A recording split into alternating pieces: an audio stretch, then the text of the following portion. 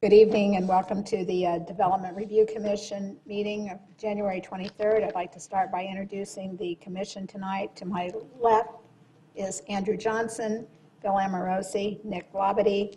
To my right is Vice Chair David Lyon, Commissioner Mike DiDomenico, and Tom Brown. From staff, we have Cynthia Jarrett, Obinia Kingsley, and Suparna Dasgupta. The Development Review Commission is created to hold public meetings and hearings to provide analysis and recommendations to the City Council regarding general land use policies and applications where the Commission has the power to recommend and to render final decisions on specified applications where the Commission has final decision-making power, including but not limited to all aspects of a proposed and future development. The Development Review Commission recognizes that the creation of a desirable environment throughout the city for residents, business, and industry is a prime requisite for the interdependence of land values, aesthetics, and good site planning by promoting harmonious, safe, attractive, and compatible development that is therefore considered to be in the best interest of public health, safety, and general welfare. The first item on the agenda tonight is the approval of meeting minutes from January 9th, both study session and regular meeting. Can I have a motion for approval? So moved. Is there a second? Second. It's been moved by Commissioner DiDomenico and seconded by Commissioner Amorosi. All those in favor? And that passes 7-0. The next item on our agenda is item number 4, University Lofts.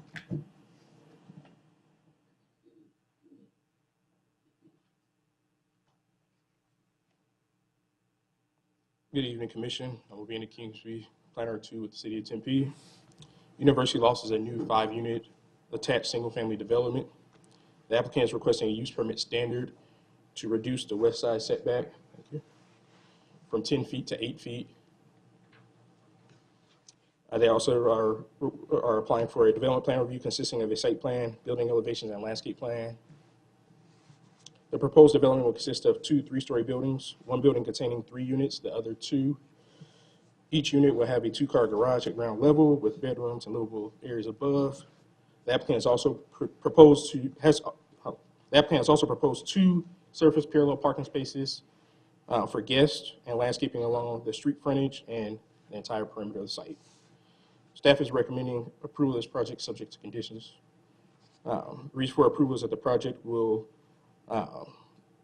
meet development standards required under the Zoning Development Code. The project will also meet the approval criteria for a use permit standard and a development plan review. And with that, I will allow the applicant to answer any questions or any detailed information you might have about the project. But I can answer questions for you now as well. Any questions from staff at this time? Seeing none.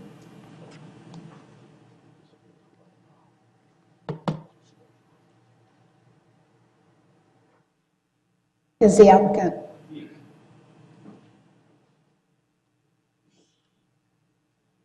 How's it going? My name is Mitch Rhoda with Tricor, and I'm the Director of New Construction, and I've been working with Obinia and Mark Tomachek on designing this project. We purchased this parcel back in July of this year. We'd actually been looking at a previous site that we lost out on, unfortunately, and this one we thought was uniquely positioned in its relation to downtown, and kind of like the challenge of it being a little bit of a smaller site. Looking back at kind of previous history of this site itself, it seems like it sat vacant for a decent amount of time, and with it facing University Drive, we really felt like it could be a great addition to the city to finally get this piece developed. So we looked at it a few different ways. We felt that to go either vertical to try to kind of maximize the unit density in there. We just felt like it didn't need that at this point because of the size of the project itself. So we came in there with more of a for sale townhome aspect. We dropped below density. We're able to meet all city requirements in terms of the zoning itself, except for, like Obinia said, the west side setback. So we felt perfectly inside of the use permit itself. We had a few different meetings with the city to kind of get initial feedback, and everything was pretty positive. So we've worked back and forth now for a few months and really feel that the design itself has really come together and meeting what the city sees as a great product as well as ourselves. So if you guys have any questions, feel free to ask, and I'll do my best to answer everything. Questions from the commission? Commissioner Brown? I have a few questions about dimensions. Are you the right person to ask, or is your architect here? Is it? He's not, but I can answer questions for you. The back setback looks like it's 10 feet, and there's I believe a 3-story apartment building there. Do you know what the dimension is to the apartment building? It looks like it's a bit less than your setbacks. It should be meeting that 10-foot required setback on the backside based on the city ordinance for that. Well, some of these buildings that were built before current zoning may have intrusions that wouldn't be perhaps automatically approved today. I just wanted to discuss that 3-story aspect of that narrow walkway. The buildings, because of the size of your units, don't have doors near the garage door, which we often see on townhouses. Mm-hmm. So these three units have their front door facing north, so people need to walk back, I guess, on about a 3 or 4 foot sidewalk back there. Mm-hmm. And they'll be walking under windows of the 3-story adjacent apartment complex. Will you be putting lights that burn 24 hours or all night long for security? At the entrance of every single house, there'll be an exterior fixture that will be placed there, and we'll shade that to make sure it doesn't cause any issues with the neighboring properties, but provide a sufficient light to to make sure that there's safety and clear walkway for the homeowners that live in there. One suggestion that I made to staff a few days ago is that we specifically ask to scale sections that show the adjacent properties. Okay. Because I'm concerned about what that feels like and how the lack of privacy. I do see a stipulation for frosted glass on some bedroom windows. Mm-hmm. So we get some light, but you can't see out the window, I guess, to obtain privacy. I'm not sure if that's the most humane way to have your bedroom frosted glass so you can't see the sky. I'm not sure who came up with that stipulation, but the whole tightness of that property I find really tough. I wouldn't personally want to live that close. I know apartments are often that close in apartment buildings, and those are places where people rent and they accept that when they move in. Maybe they're only going to be there for a year or two. But in this case, you're selling these units, and we have a really snug condition. It doesn't really show up when you're rendering. Yeah, and so the first floor, actually, that bedroom down there, we're actually going to be advertising that as more of an office location. Right. So we felt that, the upstairs living, because of kind of that condition, that, we wanted to keep the first floor private because of, once again, the neighboring properties, but also, keep the living above to keep, natural light coming in to every single bedroom. So, we're kind of looking at this more as a kind of new family product, that someone will be coming in that maybe has a kid, there's a guest room kind of on the second floor, and really kind of treat that downstairs as more of as an office type situation to kind of make up for that fact that it is a very unique and small space with a high density on it. Because the 3 bedrooms and we're very close to ASU. I suspect that some people might buy these and rent them out to their children's friends, mm-hmm. and we may have students living there. So I just see a snug condition with a lot of people. 15 bedrooms and 10 parking spaces, so and 2 guest spaces. 10 feet. Mm-hmm. So I think there's a high chance that at least some of these will have 3 people, and there's a high chance that those 3 people have 3 cars. And we heard at the last council meeting a very impassioned example of a neighbor whose neighborhood was impacted by renters parking. I'm not sure how they're going to park here on University, so I'm going to guess that it's tough condition. I'm challenging that it's actually good. I suspect that sometimes people are going to parallel park in this narrow driveway, and then all kinds of problems spin off from that. I'm not sure how the police handle that or how that works. A couple other questions, if I can continue. Just to clarify, though, this is a single family product, and the code requires 2 parking spaces, so that's what is being provided as. So the guest parking is actually not required by the code, but we typically staff ask for some guest parking as a result of that anticipation for guests. So I just wanted to clarify that. I understand. Okay. Minimum. Okay. And sometimes that works, sometimes it's not so good. I see 4 pads out on the sidewalk for recycling day or trash day. So individuals obviously wheel their bins back. Where do they put them when they wheel them back? So we have 2 separate enclosures. One is going to be placed inside the garage. We want to treat that as kind of recyclables, and then the actual, we have an area for the trash, kind of more off the patio to kind of keep that, from outside, but, keep it in an outside condition for the guests itself. So Are those patios 4 feet wide? yes, I 4 believe, feet yes. deep? So we have a 4-foot patio with the front door and, okay. Thank We've you. actually looked at a couple of different conditions as well as possibly even, if we needed to, pushing into that bedroom a little bit to create a space for the trash so it didn't actually sit on the patio, so it was, the full patio itself was accessible to the homeowners. Maybe in our discussion, I can see how the narrow, if other people have concerns about the narrow balconies, it's kind of a question that typically comes up. Thank you. Other questions for the applicant? Comments? Seeing none, thank you. I'll open up the public hearing. We do have one individual who would like to speak on this case, Michael Heineman.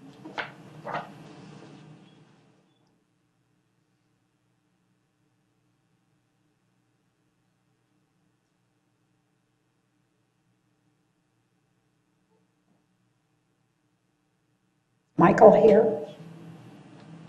Michael Heineman? Yes. That's me. If you'd like to make your present to. Thank you.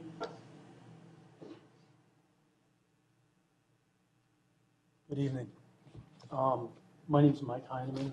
I'm an owner on the adjacent side of the 800 West University property that you're talking about here for this development. Excuse me, I'm not that familiar with these plans and the design and everything. I was kind of called in at the last moment, became aware of it, so I wanted to just take one moment to come down and voice a couple of questions. I don't have any specific objections here to what's going on, other than this setback variance in general. Normally for fire safety conditions, if my property were to develop on the west side of this one, it's likely that the drive accessing the property would come down the east property line. So as you build farther west on the subject property or south, it impedes any kind of safety sightline distance for pedestrian, traffic, automobile, anything that's headed westbound on University Drive. University Drive has been medianized now and has a median out in there also, so I believe McCamey would have left turn traffic in that specific locale. So I'm just asking the question, has the sightline safety been considered? I don't have a development plan on the property on the west or anything else. Somewhat unfamiliar, so I would just ask that as a question generally regarding the sightline safety in any kind of a building structure there that's obviously 2-story or above, where you'd be coming out, accessing University Drive, and have to look upstream at the traffic. If the building's farther to the prop line or south, it's a question. Also, fire safety. In and out of that particular area, if you put up a perimeter wall on the east side of the that would be the west side of the subject property. The height line, again, would impede any safety sightline distances on access or possibly fire safety between the building and the perimeter in there. The last thing is on this property was that I was historically aware that that this property did not have a sewer connection. And that's a specific question to me. If it's going to connect to the sewer that's existing there, which runs north of this subject property through the apartments to the north, somehow you're going to have to get underneath that building or around it.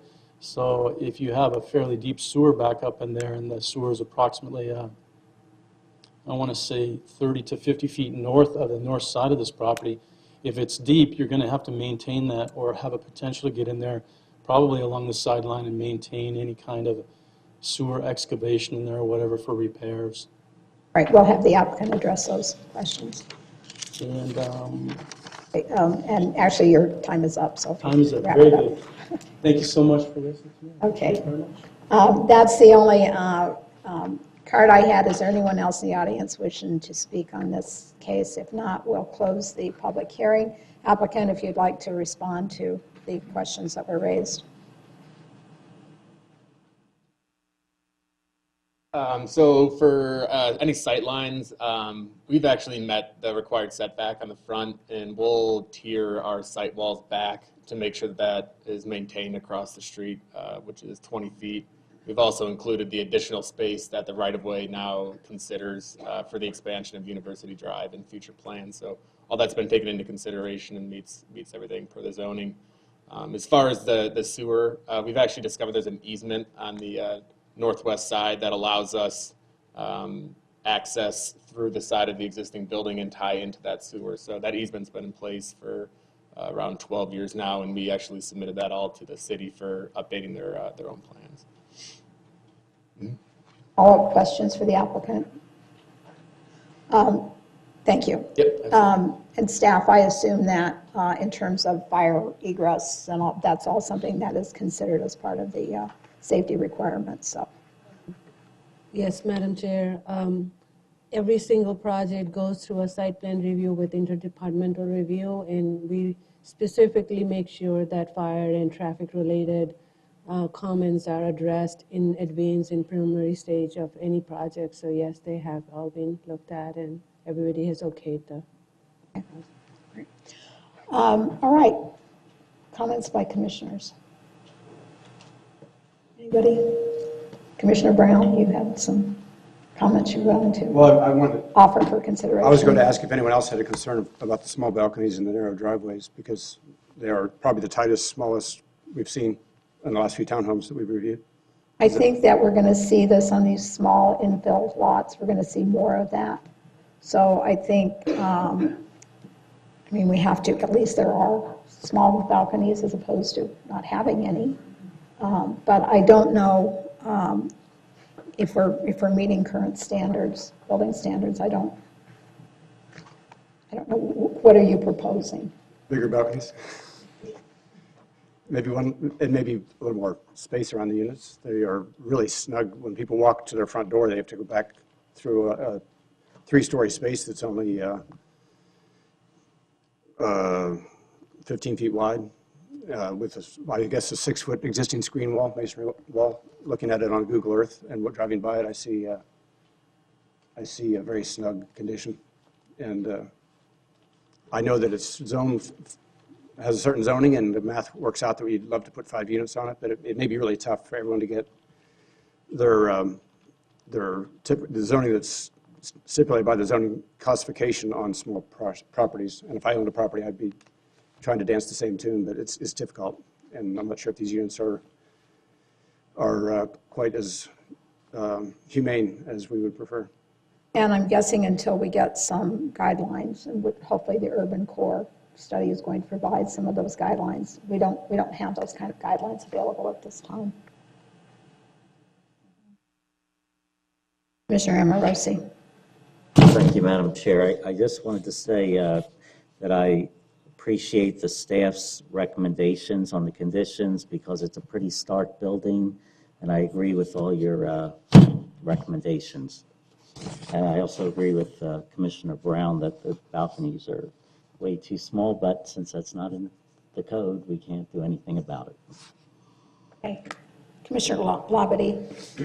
Thank you, Chairman. To provide, I guess, a counterpoint, the reason I'm not concerned about the balconies is that I think 99% of the traffic will go in and out of the garages. I live on a fairly wide lot, wider than this whole lot, and I don't go out my front door almost ever. I go in and out of that. In fact, I would imagine that the north side of this, in which I agree is kind of cavernous and narrow, will end up being more of a place that people go when they're just kind of hanging out rather than to go to and from their unit. And I agree with the chair that on a tight lot where densities are allowed, I think for me, infill, that would make somebody happy to be living right here in a unit like this in this case. So that's why it doesn't concern me. Vice Chair Lyon. So I will say that I share the concern about the vehicular traffic and the parking. I think if you live in Unit 3 in Building A, and when you're backing your car out and trying to make your turn to get out, that's going to be demanding, and that's going to teach you how to drive like you live in a city pretty quickly. And I'm a little more concerned with the 2 surface parking spaces. I have a hard time imagining how you parallel park in there and then leave in a convenient fashion.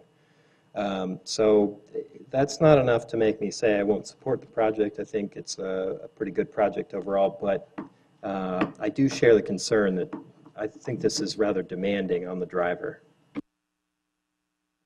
And I would say maybe this is a good point to add to. We had talked about previous meeting about amenity spaces, and maybe we could have something, a little discussion about urban design and urban use of these smaller projects, so for future reference. If there's no more discussion, I'll entertain a motion.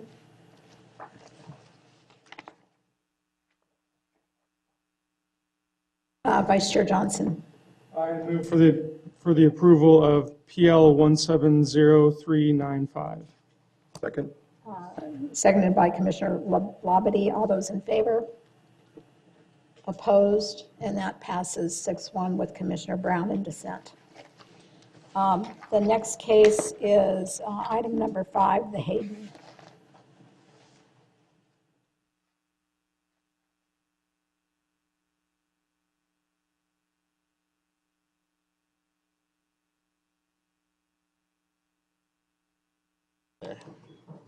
Good evening again, Commission. I'm Benny Kingsby, Plan 2, City of Tempe.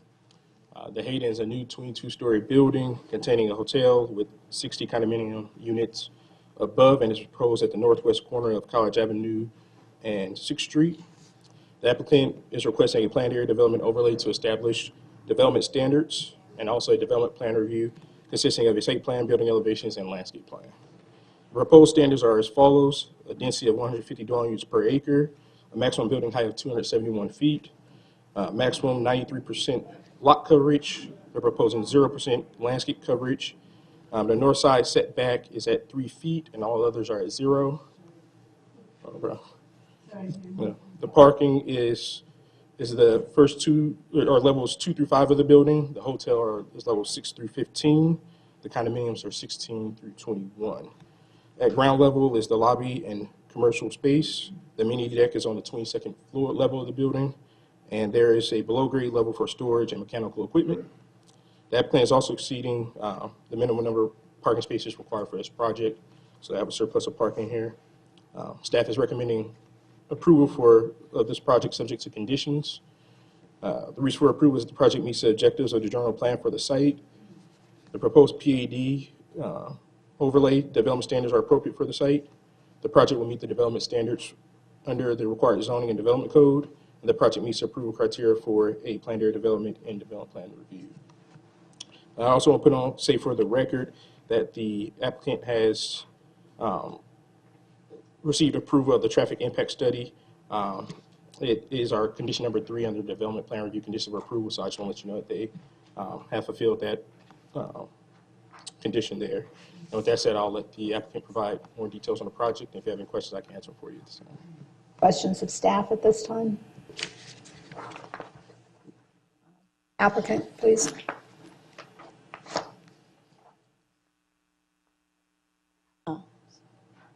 Madam Chair, members of the board, for your record, my name is Manjula Vaz, law firm of Cabbage and Burnham, 2 North Central Phoenix 85004.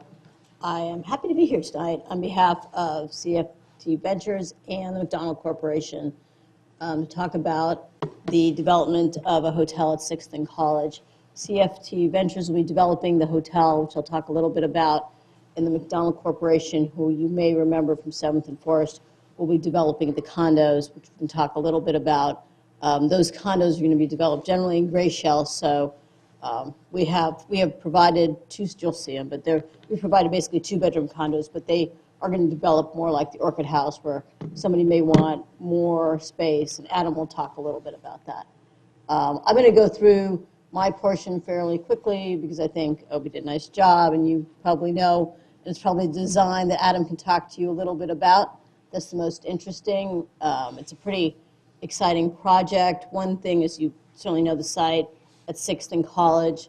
One thing we've done is try to maintain the pedestrian, all the pedestrian access on College. There is no more ingress on College. Right now, there is as you know, from the access to the underground parking next to Fumbles comes off College. One of the things we tried to do on this side is make sure that 6th is bigger, keep all the traffic on 6th Street so that you can maintain the nice pedestrian access that we've already started on College. So here's the site. And the other thing we're trying to do, which Adam's going to talk a little bit about, where the Korean barbecue, or the Paradise Barbecue, I think it's Korean barbecue, is now, they have a nice patio. Even Nush had a really nice patio, but you don't see that many people accessing it. What we're trying to do with this hotel is try to activate that corner similar to the way we have Snooze and Postino activated. So you'll see the hotel really embracing the sidewalk on College and even embracing 6th Street. So we can try to activate this side of the block and hopefully help the other side of College that needs a little more activation also. So these are some existing site conditions. I know that most of you are familiar with it. And here, the site is currently zoned CC. And as Obi said, it meets the projected land use and the residential density. This is small. I know you've seen it in your packet. This is just to give you a sense of the standard height around other heights in the downtown. Briefly, as Obi said, I just want to make a couple of things. We have 174 hotel rooms, 12 hotel suites, up to 62 bedroom condos. That's what I was talking about. We envision that being probably a little less as people build larger condo units, but it is parked to meet the 62 bedroom condos. As Obi said, we are actually meeting all the parking requirements and certainly have exceeded the bike spacing requirements. I'm going to let Adam talk a little bit of design because I think that's more interesting. Oh, sorry. Can I interrupt you a second? When you talk about increasing the size by combining units, does that also mean that you can decrease the size so you can have smaller than a 2-bedroom unit? I don't, could you ask for, well, hold up. Sure, Adam, well, whether we can do that through the parking, Adam, do you anticipate going down with the smaller? Going smaller? No, I don't think so. Again, that's what we're here tonight to ask for, is that density of 60 units, so it would never go above that. If it goes above that, we have to come ask permission.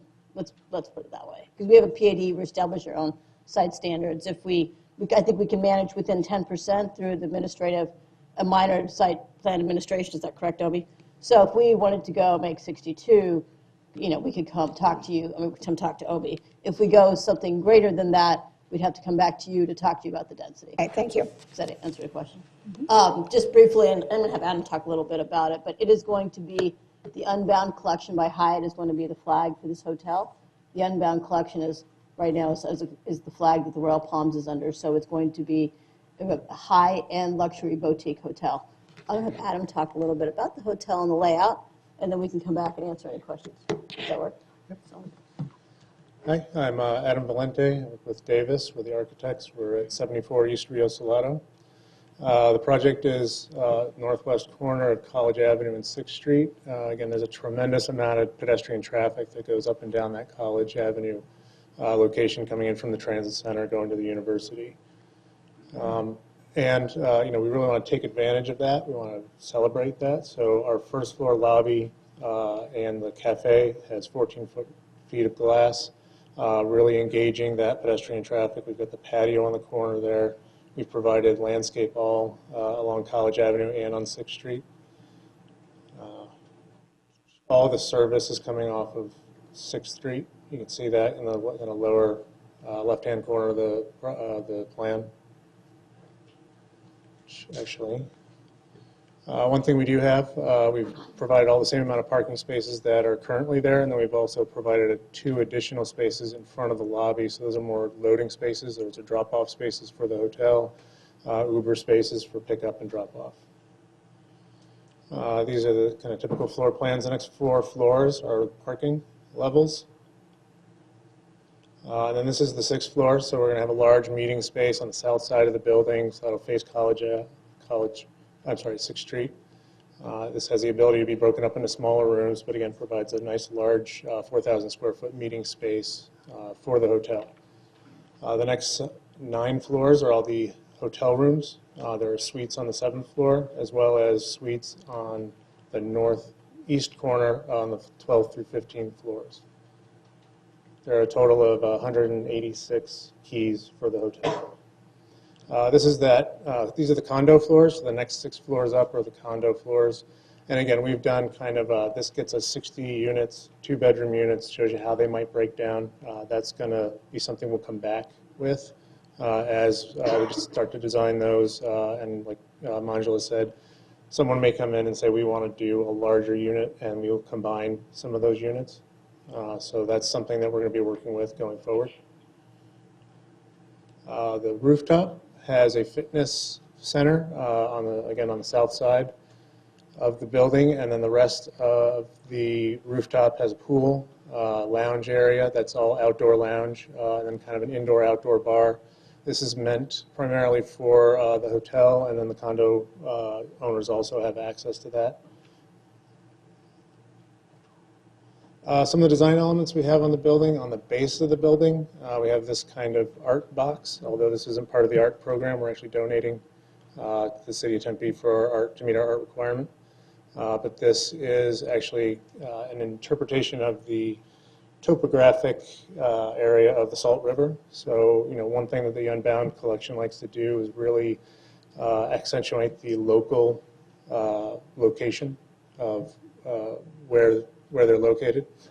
And so the Hayden references Charles Hayden. The Salt River is why we're here, or why Charles Hayden wound up here in Tempe. And so this is a portion of that river between Saguaro Lake and Canyon Lake. Some of the other elements, we've got kind of the textures and the materials get lighter as you go up through the building.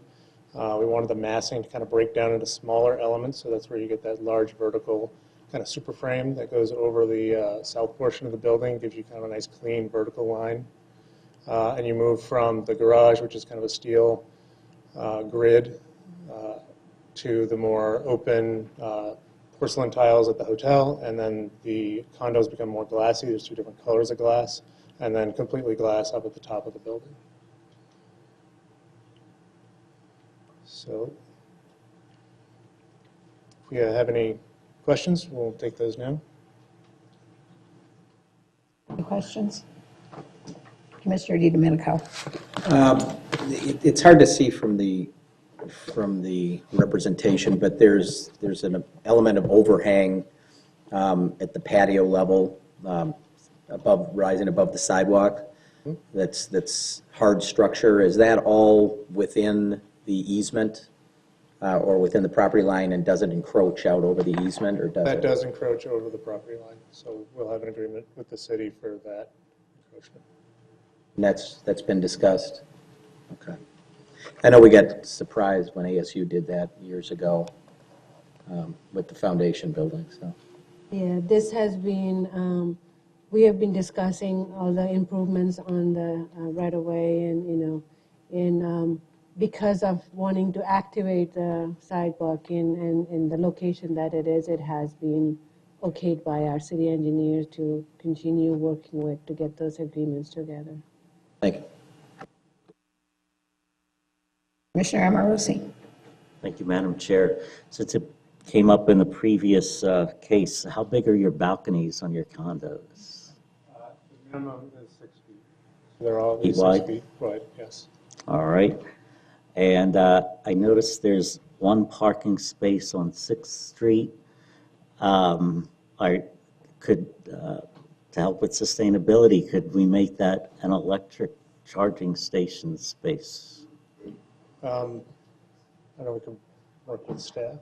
So, Commissioner Amorosi, I was just talking to Ryan about it. So I think, and certainly we had this conversation, we still, because it's a city space, it's not our space, we need to continue to discuss it. I just told Ryan, but we're certainly happy to look into it, but we need to discuss it with the Transportation Department, because we're trying to, the city has a certain number of spots that are on site, and they won't let us lose just regular parking spots, so we need to talk to Transportation. But if we can, we're certainly willing to entertain it. It's our Rockstar parking right now, but we're happy to make it the electric Rockstar parking. Okay. One other question. When you're walking east on 6th Street, you do a nice, you have your frame, and on the east side of the building, you're doing a nice contour thing, but on the west side, it looks like it's empty or for rent. I mean, it looks so blank, but your eye's drawn to it because it's framed by that dark gray square. Yeah, we have some relief in the masonry there. It's also on our property line, so that design is in response to maybe a building in the future that could be built right up against our building. In the meantime, though, I think we're willing to entertain maybe kind of temporary graphics or taking the same kind of elements that are on the north side of that elevation and include those in that, that frame. I like the idea of the temporary graphics until it gets covered up. That would be a nice idea. Yeah, and I think, with your permission, Madam Chair, Commissioner Amorosi, I mean, we'll work with the staff on some of those graphics, but I think as we talked a little bit about, we're happy to think about some graphics that as you're right, as you're walking towards the east, what people can see until that may get covered up in the future. We can certainly look at something like that. Thank you. Other questions? Vice Chair Lyon. I'm going to stick with a little bit of a theme for a moment and talk about parking. I'm a little concerned about the nature of the parking garage and going through the ramps, spiraling up, spiraling down. Without saying too much, I know that we're taking this mixed-use concept with parking in the building, and I think that's great. But with such a small footprint, applying that principle here, I start to wonder if maybe we're pushing our luck. So I just wanted to open that up to you, see if you had any comments on that. It's pushing our luck with regard to. I think it's very narrow and tight. That's a very short little, loop that you run through. Yeah, that's something that you see in a lot of other cities, maybe more urban cities where your footprints are similar to this, so you do get that kind of layout. And actually a lot of the other older buildings will be actually a little bit more tight than that. We are meeting all the minimums. In fact, we're exceeding them in several locations to provide a little bit of relief there. So it does meet the requirements. Okay, fair enough. My other question has to do with your elevators. I noticed that you have shared elevators. At least one of them is a shared hotel and condo elevator. Can you talk about how that's going to be separated by way of key card or whatnot? Yeah, it'll be exactly that. There's dedicated hotel elevators, and then there's a dedicated condo elevator that'll also be accessed only by a card. And then there's the shared card. So you'll have kind of a key fob so that when there are, kind of that early morning or, rush hour traffic, the condo owners have access to that elevator with a key fob. Okay, thank you. Commissioner Johnson.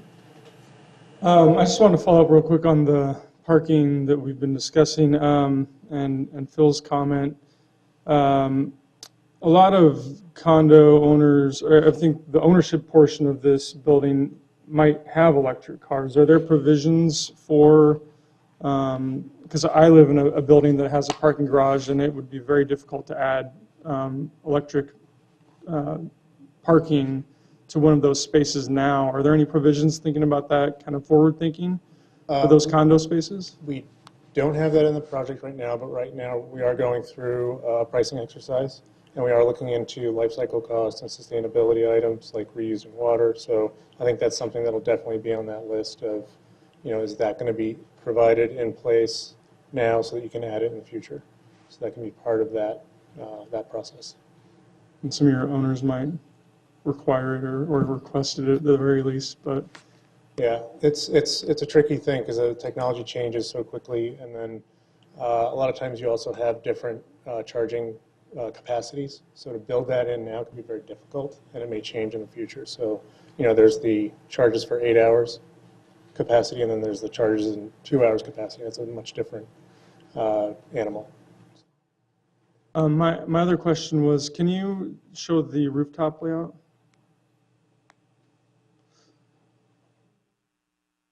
So I understand the perimeter of the majority of that is going to be planters. But the area where I believe it shows lounge chairs, can you describe that? Is that a covered area that's just directly to the south of the pool? Is that lounge chairs? Is that what this Those was? are patio chairs, so Patio that's chairs? for the pool. Okay, And it is kind of half in, half out of that big super frame. okay. So it will be shaded, and that's just kind of the nature of the roof. We can't maybe capture the best sun, but it is what it is. And in fact, here in the desert, we all know that when you're in the pool, sometimes it's better to just be in the shade. So I guess that's what I was thinking was there's a buffer around the majority of this, but there's not a buffer to the edge in that area. But I guess that will be kind of enclosed by glass then. Yeah, Okay. and that'll have a handrail there. Okay. Okay, thank you. Other questions? Commissioner Labadie? Thank you, Madam Chair. My question is about the parking garage, but not the actual parking itself. I'm curious, do you know the dimensions of the metal screening that is used for the parking garage, those panels, how big those are? Yeah. Yes, they're approximately 7 feet wide and are approximately 10 feet tall. Okay, so each one's about 70 square feet. Had you looked at any other options for screening the garage? We looked at several options. This one is basically, like I said, it's kind of an interpretation of, there's a very grid, large texture, geometry on the rest of the building. So that was kind of where this came from. We looked at some more organic options. We looked at some more kind of diaphanous, kind of very less rigorous plans, geometry. But this seemed to work better with the building and the rest of the design. Okay, so it just came down to an overall aesthetic design decision to go with these? Yes. Okay. Well, I can say I'm very happy with this project. I think it looks great. I'm excited for it. Everything except those panels. I think I've seen that sort of screening on parking garages in a lot of places. And my personal opinion is that it takes away from it a lot. Looking at the sample there, picturing that in 70 square foot panels over, then you're looking at 30 feet high and 21 feet wide, 4 of those across the south face. And that'll be mostly what you see from the street. If you look up, you'll see metal screen, that you could say it comes down to just, a design preference. To me, it just looks it'll look very stark and industrial, which may be the look some people prefer. I don't, but other than that, I'm a fan of the project. Okay. Just quickly, the panels are separated by glass. So we did bring the glass down to the base as well, so that at nighttime, this thing might glow a little bit. So that'll give you a little bit more interest than just kind of a standard kind of screen. The detail itself is actually pretty, well, pricey. Sorry. It's got like steel angles that kind of, they're 6 inches deep. That's what's providing that shadow, so that as the sun moves around from morning to afternoon to evening, you're going to get shade and shadow is going to play with those boxes a little bit differently than just a flat screen. Okay. Thanks. Vice Chair Lyon? Sorry, did you say the glass continues behind the perf? No, not behind the perf, in between the perf. You can kind of see it on this elevation where it's that blue in between the panels. Other questions? Commissioner DiDomenico? So if I'm across the street looking at the south elevation, do I see cars? Will I see, You will not see cars. you don't notice, You're not gonna notice. anything other than a light form? You may get an idea of the ramping, because this is a continuous ramp that goes up through the garage, but you're not going to be able to see the cars. It's as solid as that sample, so that's what we're... Other questions? If not, thank you. We'll open it up to public comment and then give you a chance to respond. I have one card, Philip Yates.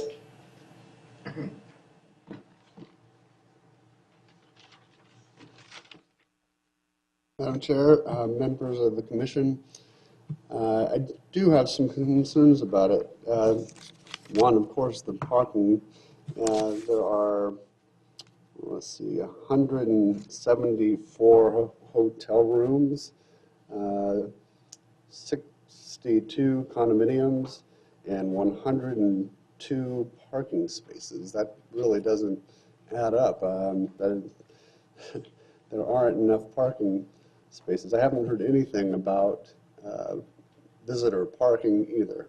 The electric car parking spaces, that's a very good idea for this, something of this magnitude. Would have to have some, at least some electric car parking spaces. The balconies are just really not very big. I would like to see on the rooftop some more utilization of solar power. The entrances to this structure, they're on streets that are very not, I mean, they're just not very good streets to enter into something of this nature. It's just a very big structure. I think that the fire department and police departments are going to have problems getting into this, especially during games and things that are going on in the downtown area. It just isn't something that is needed for the area. And as far as it being stark in the way that it looks, that I have to agree with that 100%. And with that, I'll close. Does anybody have any questions for me? Thank you. And I would just ask staff to address the parking issue in terms of the number of spaces provided.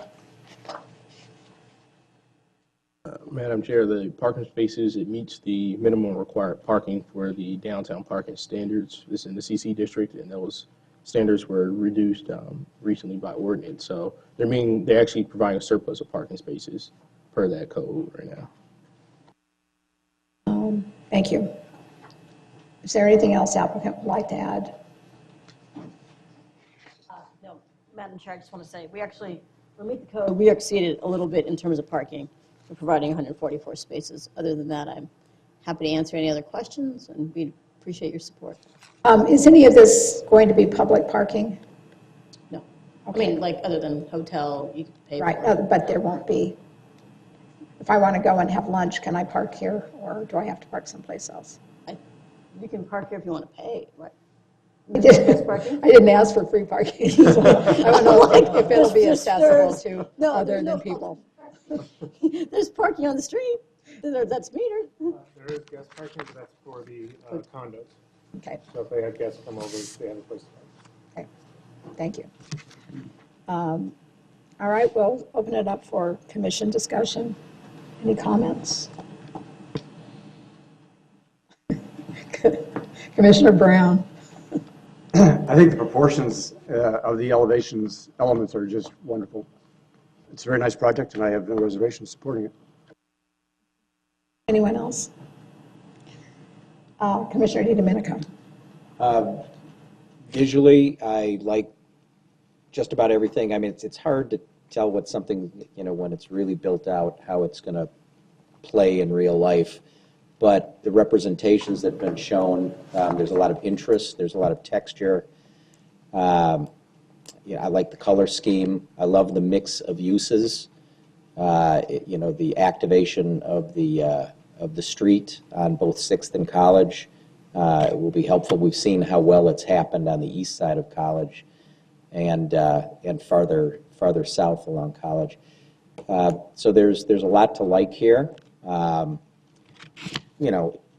Instinctively, it's a stretch because of the density and the small footprint, but because the city council hasn't given us any specific direction on height and step backs, in every portion of the downtown area, it's really not for me to guess what the intention is. So I feel comfortable supporting this project. If there are no other comments, I'll entertain a motion. I actually have. Vice Chair. Thank you, Madam Chair. So I will go ahead and run contrary to what our other commissioners have said. As far as the looks of the building go, I don't think it's that fabulous. I don't think it's that high-end.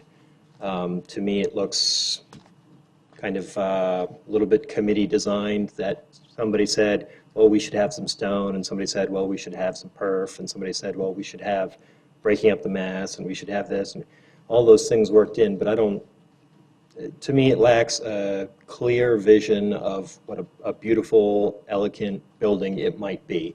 I think the super frame is cool, but then when you get these other things all tacked together,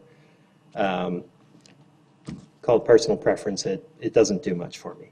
But that's not my larger concern.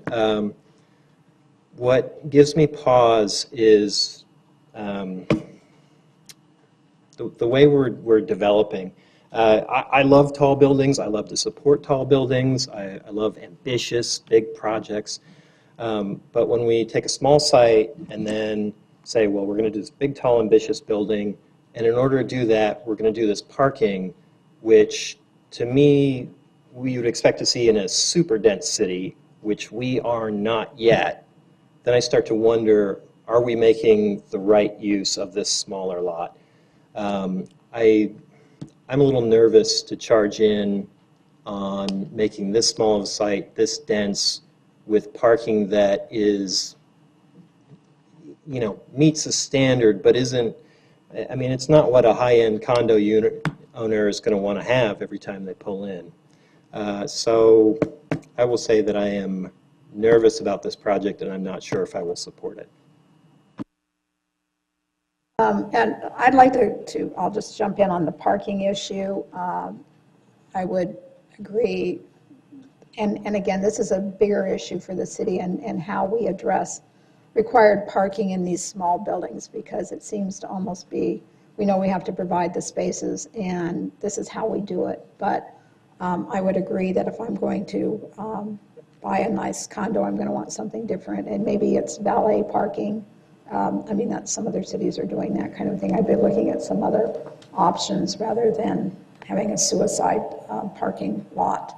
I'm not crazy about the screening on the garage. I think you could be a little more creative with that and make it more visually interesting, because of the amount of traffic that is on that street. And there are surrounding cities near us that seem to be do a better job of screening those parking lots than we do. So I'd like for you to at least consider that in terms of when you get into your final phases and actually start putting up bricks. I don't know exactly how you're going to do gray space condos above a hotel, but good luck to you doing that. So those are my comments. So I will now entertain a motion. Commissioner Brown. Madam Chair, I move and recommend that we approve the Hayden PL 170281 as submitted, and with the any staff standard items, which I believe are for the most part standard commentary. There's a second? It's been moved by Commissioner Brown, seconded by Commissioner Johnson. All those in favor? Opposed? And that passes 6-1 with Vice Chair Lyon in dissent. The next item on our agenda is commission member announcements. Does anybody have anything? Commissioner Amorosi. Thank you, Madam Chair. Go Eagles. Okay, anything else? Staff announcements? Madam Chairs and members of the commission, for February 13th, we tentatively have a development plan review for 2 new warehouse buildings for sound and lighting effects at 1245 North Miller Road. There's a request for a development plan review for 6 new dwelling units to an existing development for Roosevelt Court Townhomes at 323 South Roosevelt Street. There's a use permit and development plan review for Supima Agave, which is a 20,000 square foot office building at 1710 West Ranch Road. A use permit and development plan review for a 38,000 square foot service facility with rooftop for Chapman Chevrolet at 1717 East Baseline Road. And then a use permit and well, there's a few different use permits with the development plan review for the Fix Coffee located at 1445 West Auto Drive.